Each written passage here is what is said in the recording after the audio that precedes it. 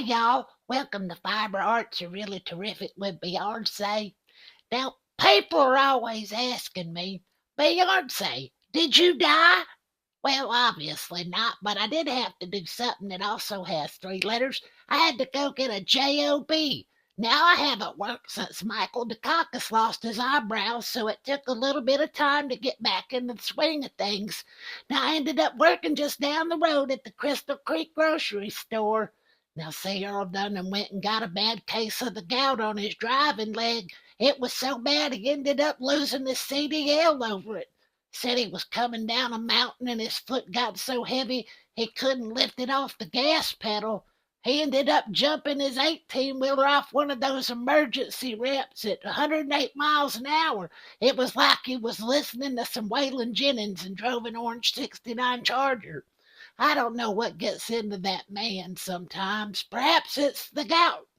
Well, Earl appreciates the concern and he'll be fine. His only worry right now is that his right leg is shorter than his left, and when he tries to walk normal, he just walks in circles. Now, for what I'm wearing the Geo Gradient shawl by Sir Stephen West. Sir Stephen, you ask, is he a knight? Was he knighted by King Charles or something? Well, yes, and no. See, in the Queendom of Yarndom, I have knighted Sir Stephen West. I don't think he knows yet, so if one of y'all would pass word, I'd appreciate it. Anyway, I used Cascade Heritage sock and matching mohair for the mohair there. Oh, I don't know if you know, the mohair there was adding a bit of mohair to make it pop. Now, I don't know about y'all, but anytime I hear the word dare or quest, I just have to do it. It's the completion of the thing. Kind of like a UFO you had sitting in the closet since before Granny died, and you finally get it done. There's a sense of satisfaction for sure. Now, the most recent challenge I completed was the All Brand 7-Day Challenge, so that's good. But on second thought, maybe we won't get into that. Now, I think we do need to address the loss of a dear friend to the Queendom of Yarndom.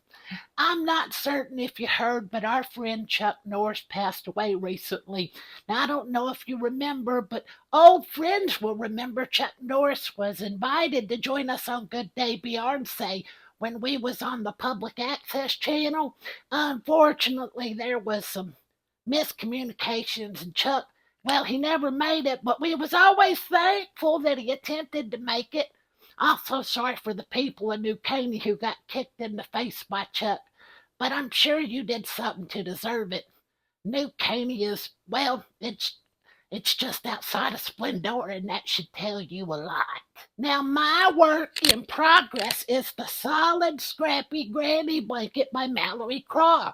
Now, I use the join-as-you-go method using scraps I found at the bottom of a barrel at the good old Goodwill. Now, this blanket reminds me of my granny's house. See, way back in the day, my uncle showed up at my granny's house with a couple of thousand carpet samples. Now, I don't know how one ends up with 1,000 carpet samples. Maybe they fell off a truck. Anyways, they took these carpet samples and carpeted Granny's house with them. Looks just like this blanket here. Well, it don't look exactly like this blanket. This blanket is lovely. Granny's floor looked like a carpet showroom had a nervous breakdown. Now it's time for Beyonce's mailbag, where I answer all your burning questions, even if I don't understand. This first one is from Retro Tech Select. Where can I buy the Beyonce fragrance? Well, thanks so much for asking, Retro Tech Select. Unfortunately, you can't. See, this was the early 90s when the fragrance came out, back before the FDA and EPA cared about the planet. Now, I don't want to say that my perfume contributed to the depletion of the ozone layer, but, well, it was made by the same company that made that rave hairspray, so you got to take that into consideration. My next email is from my friend Chevy Rail, who has her own yarn podcast. Speaking of Chevy Rail, the Queendom of Yarndom has knighted Chevy Rail for all her good works for the Queendom of Yarn. I'm not sure Sir Chevy Rail knows yet. Maybe one of y'all can tell her. Anywho, Sir Chevy Rail asks, we'll never miss an episode. Well, that's good, 'cause the way it's been going, you haven't missed much. Sir Chevriel also asks, how do you deal with weaving in lots of ends? Also, what is your favorite dessert?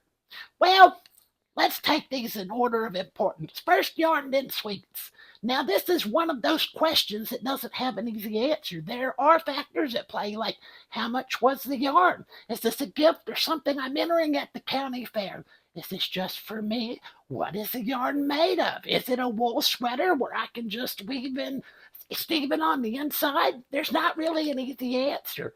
Now, as far as my favorite dessert, I love all kinds of desserts as long as it's not water pie. I heard some folks were making it again during the lockdown, and I'd rather pour sugar on my shoe and eat it.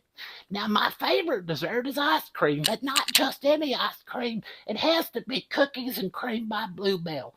You know, that company had ice cream so good that kids were opening it and taking a lick in the stores. That's my favorite, but I've never loved it enough to put my tongue in it. At least not in public. It would get all over my chin. Our last email is from Cat and Do writes, are you dead? See? I told you folks are asking all the time. What's weird is people been asking at work too.